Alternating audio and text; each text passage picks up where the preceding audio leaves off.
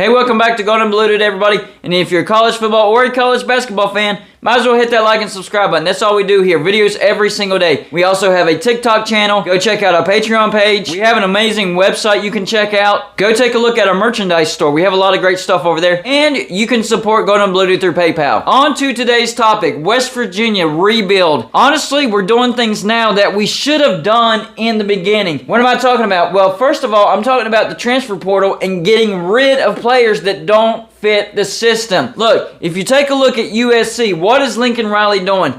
He is strongly encouraging players that don't fit his system to hit the transfer portal. They have about 20 players hitting the transfer portal. And this is his first year. He's doing exactly what he's supposed to do. He's cleaning house and getting his guys in.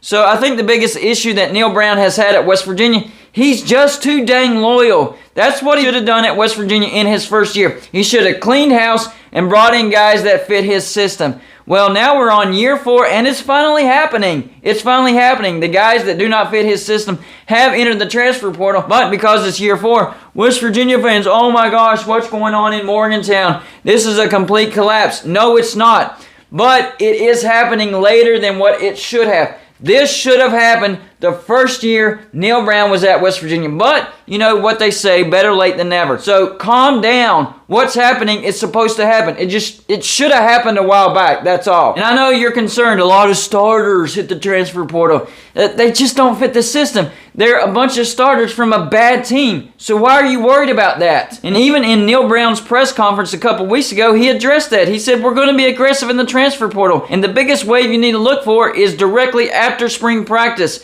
That's when you'll see the biggest influx of talented players, not just scrub players that are leftovers. Talented players that see that they don't belong where they are, they don't fit the system that they're in, they're going to hit the transfer portal, and that's what West Virginia will focus on. But that's later. What about now? Well, now we're looking at JT Daniels, and yes, I've made multiple videos about this, but it is official. JT Daniels will visit Morgantown March 25th through March 27th. Dates are locked down. He's coming to Morgantown. And you know what? I think he'll like Morgantown a lot. Now, it's down to Oregon State, Missouri, and West Virginia. And all three have their own advantage. For Oregon State, well, they're closer to his home. This is his last year of eligibility. Maybe he wants to play closer to home. That could be a factor. The second one, Missouri.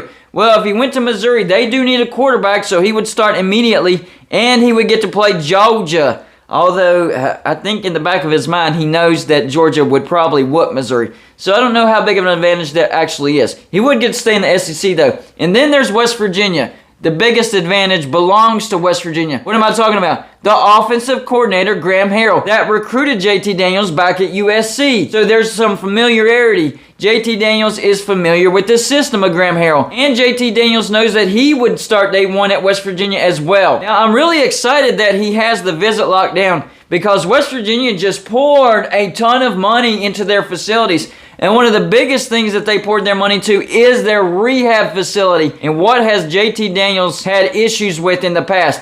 Injuries. So that rehab facility is going to be a big deal, and I do think JT Daniels will be impressed. Now, going back and talking about the players that entered the transfer portal, a great inside source who has talked to multiple players has said all the players that he talked to, no complaints about Neal Brown. It's not about Neal Brown. It's about they just don't fit the system. Or maybe it's about the NIL and they can make more money somewhere else. There's a lot of factors into this. A lot of people want to point the finger at Neal Brown. Oh, this is because of Neal Brown. We're losing a bunch of starters. We're going to take another step back, blah, blah, blah. No. This is not Neal Brown. This is what we needed to do in the beginning. It's actually happening. He's getting rid of the players that don't belong in the system and don't work in the system, and he's going to go out and get his guys. Remember, this is the first full recruiting cycle that we will see out of Neal Brown because it takes 4 years to get your full recruiting cycle in. So this is where we'll see what Neal Brown's guys actually look like at West Virginia. So I'm actually glad that we're finally getting rid of the rest of the Holgorsen recruits. Yeah, this is the last batch of the Holgorsen recruits that's leaving.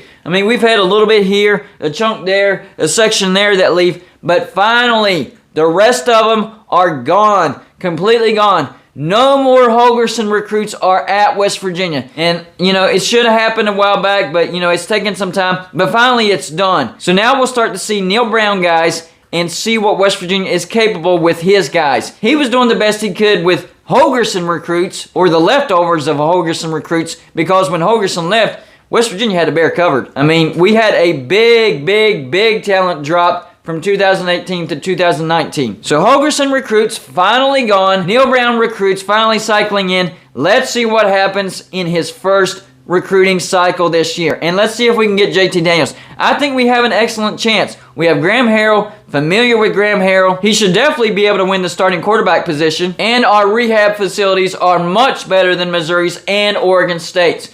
So we do have an advantage over those two schools. But you never know with these guys, especially since this is his very last year. He wants it to count. He wants to make an impact for the NFL, but he needs to think about the future. He majors in psychology. West Virginia has a great psychology division at their university. So West Virginia could definitely be the destination of JT Daniels. And this would be a big step forward, breaking Nico Markle in, not having to throw him directly into the fire. Although I don't think JT Daniels is make or break. It would just help so much. So things are actually looking up. It's a good thing that these players enter the transfer portal. Getting rid of the last batch of Holgorsen recruits. Y'all let me know in the comment section what you think about the situation going on at West Virginia. That's all I got for you for this show. Like and subscribe if you haven't already. And I'll see you on my next show.